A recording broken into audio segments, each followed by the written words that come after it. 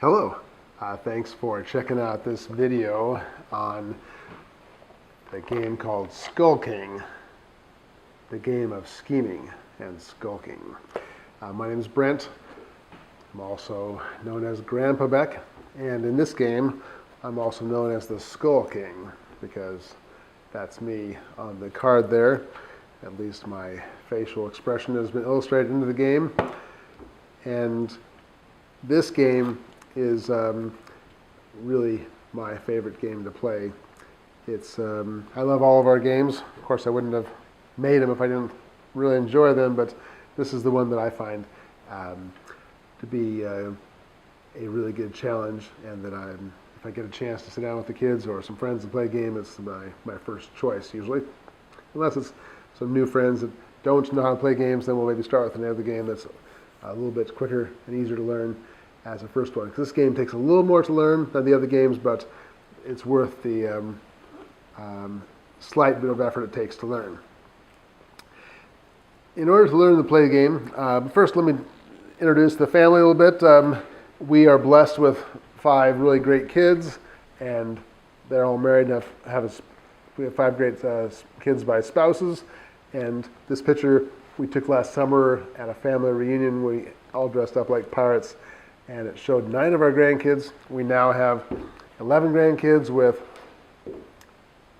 3 more coming this spring. So we're having a great time with the kids. This game here has a little bit of learning involved, and we've tried to do everything we can to make it easier to learn. This newest edition has a second sheet along with the rule sheet that just has kind of a recap of the rules to remind people of the basics, and a kind of a picture that shows the basic hierarchy of the cards to know what will take what in the game. And those same information is put on small little extra cards that each player can have by them, so they can remember a couple scoring reminders and which card takes which, to kind of make it easier for folks to remember the first play, so they don't have to ask questions necessarily during the game and reveal what's in their hand by asking extra questions.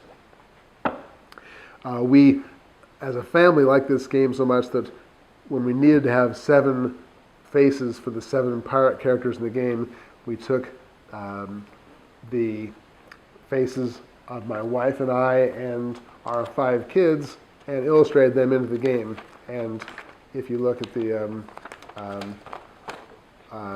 rule sheet, you can see here's a picture of my 5 kids clowning around and the 5 kids illustrated in as pirates. So that's a fun thing for us and for the grandkids to see their parents as pirates in the game. Now, one of the basic things to know about this game is that if you already understand the idea of a trick-taking game, then it's much easier to learn.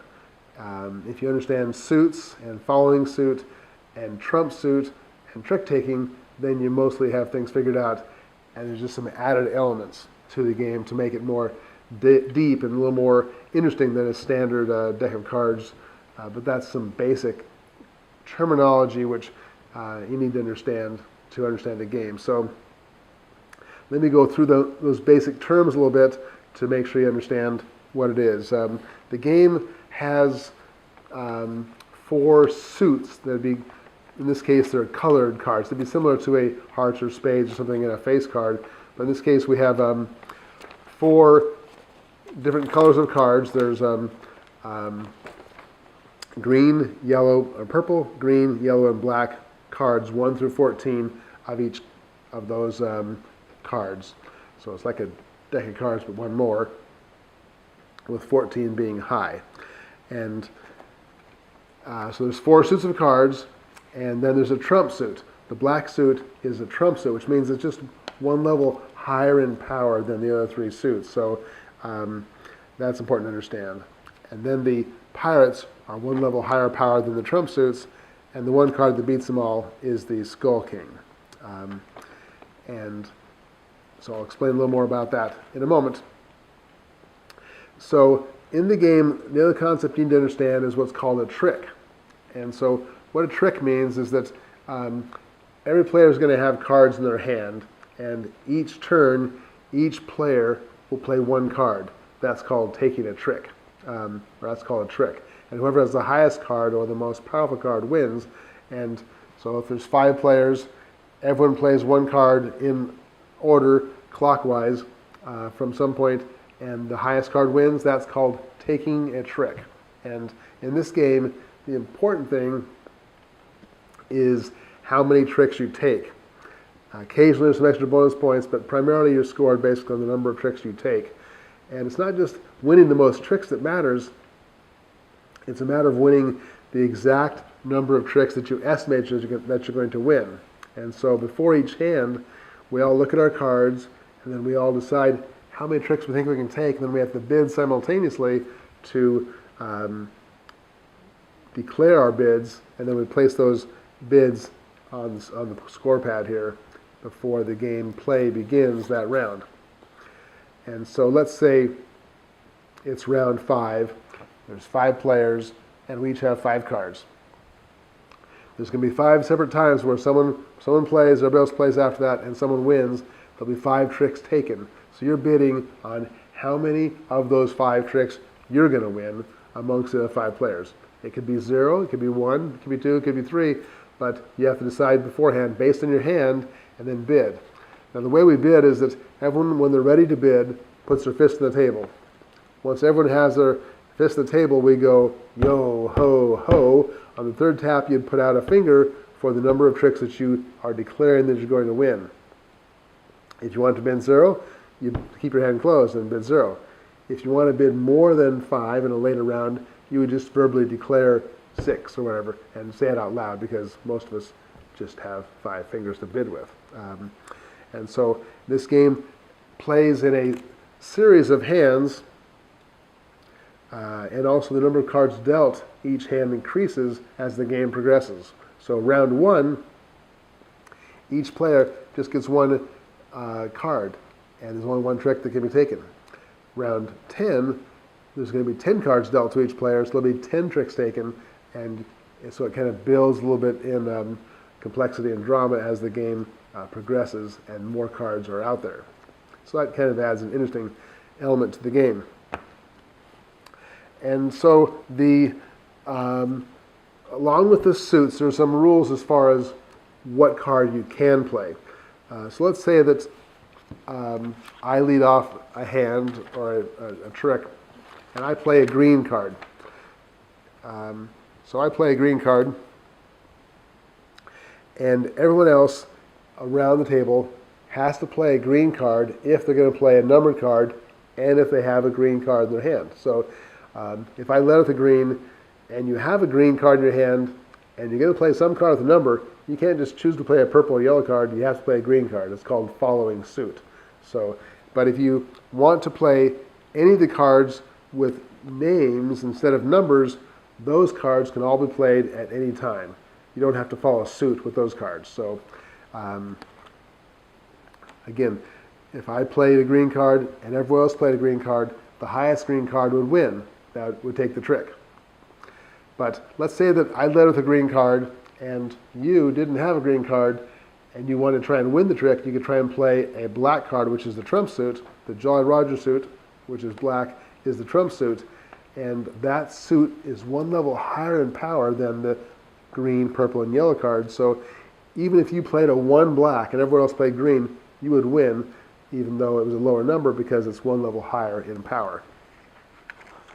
Let's say that I played a green and maybe my player to the left didn't have a green, so they just threw away a purple or yellow because they couldn't win without a matching color. But you tried to take advantage of the opportunity to win with a trump, but then my player to my right decides he wants to win. He plays a pirate card. There's these 5 pirates, which are my 5 kids. The 5 kids' pirate cards will always win with one exception. And if there's more than 1 pirate card played in a trick, then it's the first one that wins. First one that played wins. So the first pirate card played wins. Any more that were played would be what's called a slough, where you're throwing something away to try and not win. But the danger in playing a pirate card and having that be something you're planning on winning is that If the Skulking has been dealt out, which you're never quite sure if it's out there or if it's skulking in the deck someplace, if the Skulking is played, it will always win. And there's a big bonus of 30 extra points for a pirate card taken by the Skulking card. So if I have the Skulking card, I'm going to try and wait till someone plays the pirate card, and then I'm going to try and lay down my Skulking card, win the trick, and also get those extra bonus points. So there's some caution necessary to play with the pirate card to avoid getting Skulking. There's another card I haven't mentioned yet called the escape cards. The escape cards are basically opposite to a pirate card because they allow you not to win. And then there's a tiger's card, which is my wife's card. It's kind of the woman's prerogative card because it can be declared as an escape card or as a pirate card when it's played. And so it allows you to be able to more effectively get your bid because you can play it as a pirate or as an escape. So basically to win one more or lose one more based on how close you are to getting your bid. So that's a really valuable card to have because really in this game it's all about getting your bid. And so in order to understand the significance of getting your bid, you need to understand the scoring of it. So in the hand, let's say it was round 5 again, and I bid 1 trick, and then I win 1 trick, then I get 20 points. If I bid 2 tricks and get 2 tricks, I get 40 points. You probably see a pattern. If I bid 3 tricks and get 3 tricks, I get 60 points. So it's 20 points for each trick that I bid and then take. That's the good news. Now if I bid 1, 2, or 3 and don't get that exact number of tricks, then I get, instead of getting the other score which I could have got, I get minus 10 for each trick that I was off by. So if I bid 1 and win none, I get minus 10. If I bid 1 and win 2, I get minus 10. If I bid 1 and win 3, I get minus 20. So you got to get your bid to get a positive score, and if you don't get your bid, you get deducted 10 points for each one you're off by. That's if you bid 1 or more tricks. If you bid 0, it's scored a whole different way. A 0 bid is worth 10 times the number of cards that hand. So round 1, bidding 0 and winning nothing is just worth 10 points. But round 10, for instance, if I bid 0 in round 10 and win no tricks, that's worth 100 points. So the game rewards you to bid big or to bid 0. And if you bid 0, there's also a danger though, because the consequences are higher as well, because if you bid 0 and you win any, you get minus that same potential score. So round 10, if you bid 0 and win nothing, you get 100 points. If you bid 0 and win 1, you get minus 100 points. So it can be a great chance to come from behind, but it can also sink your old pirate ship as well if you happen to win when you weren't planning on it.